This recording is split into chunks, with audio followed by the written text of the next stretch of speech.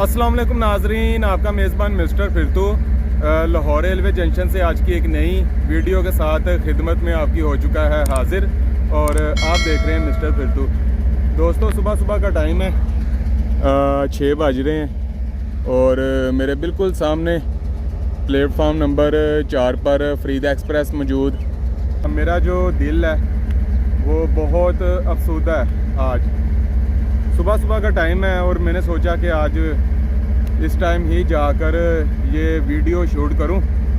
और आप सब जानते ही होंगे, रेल फैन हैं आप, कि कराची एक्सप्रेस में गुज़िश्ता रात, एक तो ये रात गुजरी है, इससे लास्ट जो नाइट थी जो अफसोसनाक वाक़या पेश आया।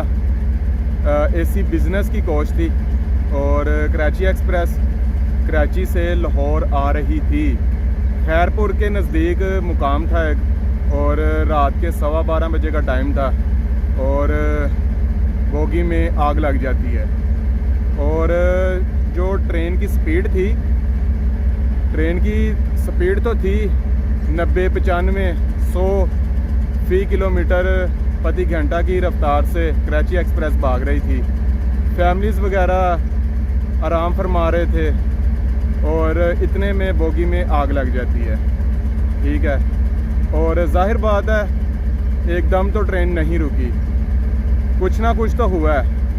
तो मैंने किसी भी वीडियो में आज तक पाकिस्तान रेलवे पर तनकीद नहीं की, क्योंकि ये जो इदारा है, जाहिर बात है हम रेल लवर हैं, रेल फैंस हैं, और मैं और मेरे जो लवर्स हैं रेल फैंस, हम तो ये चाहते हैं कि ये इदारा मज़ीद ऊपर जाए। हम अपने हमसाया ममालिक को देखकर इन्हें काटें, हम इनसे ज़्यादा तरक्की करें रेल के मामले में, लेकिन ये होता नहीं है। जब पैसेंजर्स, फैमिलीज़, बच्चे, उनका तो कोई कसूर नहीं था, वो तो ज़्यादा फेयर और ज़्यादा से ज़्यादा टिकट का जो फेयर है वो भर के और एक कंफर्टेबल जो जर्नी है वो एंजॉय कर रहे थे, एक आरामदेह सफ़र कर रहे थे रात के अंधेरे में। फिर ऐसा क्या हुआ कि बेचारों को लेने के देने पड़ गए। अपनी अपनी मंजिल पर पहुंचने का जो एक एक्साइटमेंट होती है, जाहिर बात है आप भी सफ़र करते हैं, मैं भी करता हूं। इन्हीं ट्रेनों में हम रश भी होता है, अपनी बुकिंग भी होती है, हम धक्के भी खाते हैं और हम इन्हें सपोर्ट भी करते हैं, पसंद भी करते हैं। लेकिन पैसेंजर्स की प्रोटेक्शन के लिए इन कोचेज़ में काम क्यों नहीं किया जाता? मैंने आज तक कोई तनकीद नहीं की, लेकिन जब ऐसे वाक़यात होते हैं तो दुख होता है। जैसे वो फैमिलीज़ थी, वो 7 अफराद थे, जिसमें एक घर के 4 बच्चे थे, मासूम बच्चे, उनका फ्यूचर था। उनकी भी माँ होगी, उनका भी बाप होगा, उनकी भी फैमिलीज़ होंगी, उन पर क्या गुज़रती होगी। मेरा बहुत ज़्यादा दिल दुखा हुआ है इस। अच्छा, फायर टैंक होते हैं छोटे, वो भी नहीं थे। जब कोई ऐसा वाक़या होता है तो कोचेज़ में ये काम होता है कि रेड कलर के छोटे छोटे फायर जो टैंक्स हैं वो लगा दिए जाते हैं। लेकिन कितने दिनों के लिए, कितने माह के लिए?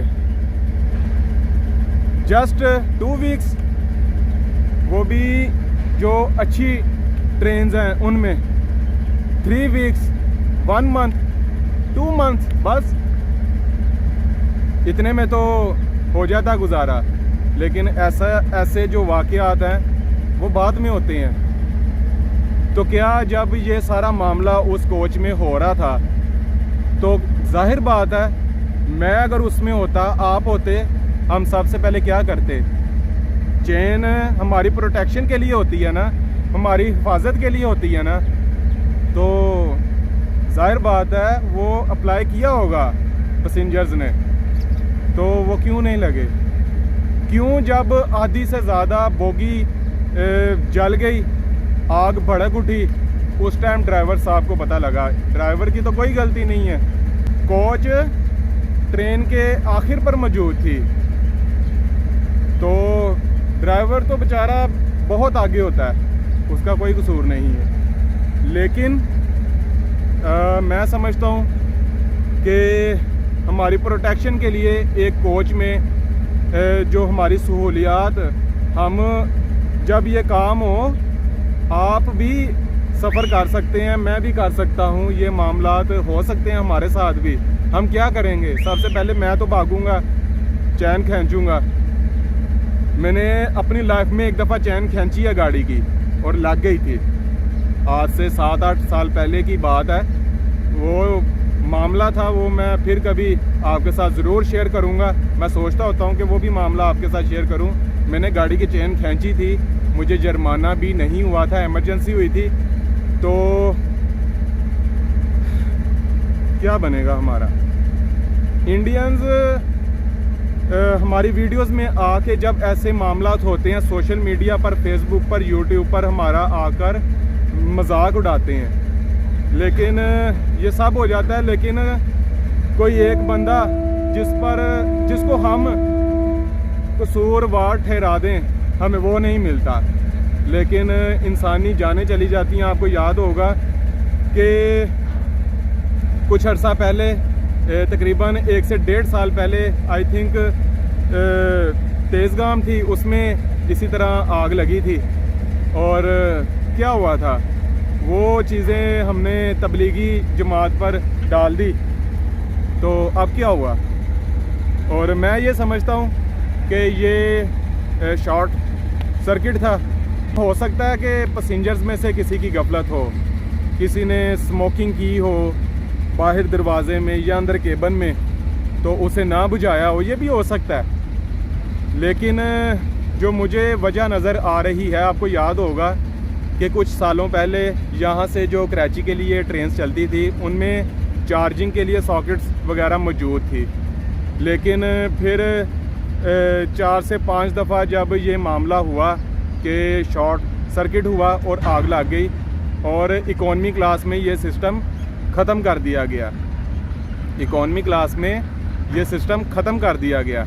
और उसके बाद आप नोट कर लें, उस दिन से आज तक किसी भी इकॉनमी क्लास में फ़िलहाल इस तरह का वाक़या नहीं हुआ।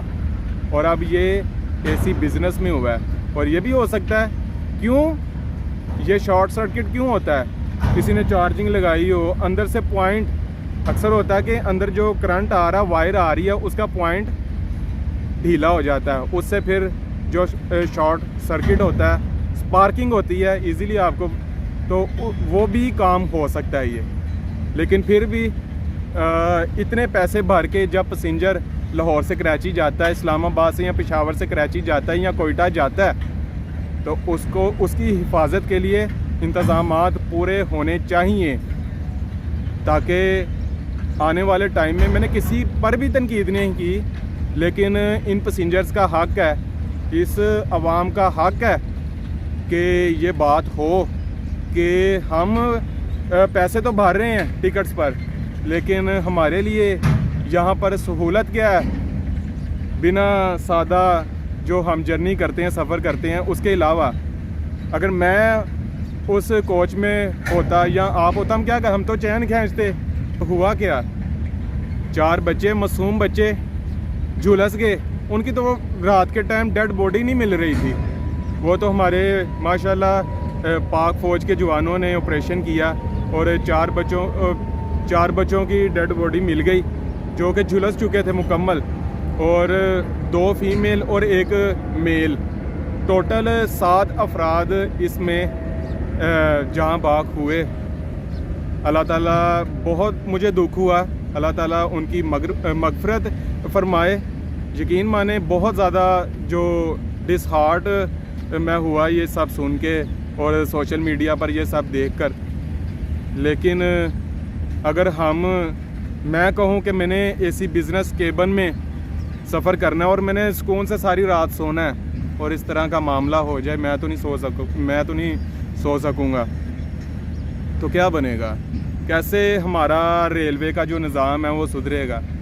जाहिर बात है, हम आवाम ट्रैवल करते हैं तो रेल का पहिया चलता है, और जब इस तरह के वाक़यात होंगे तो अगर ये पैसेंजर्स जो माशाल्लाह बड़ी तादाद में अभी भी मौजूद हैं, अल्लाह ताला इन सब को खैर व आफियत से पहुँचाए। तो अगर अल्लाह माफ़ करे, अल्लाह कभी भी ना, मेरी दुआ है कि कभी भी इस तरह का वाक़या ना हो। तो दोबारा से अगर ऐसे वाक़यात हुए तो फिर कौन हिम्मत करेगा कि एसी बिज़नेस में, एसी स्टैंडर्ड में सफ़र करे या इकोनॉमी क्लास में।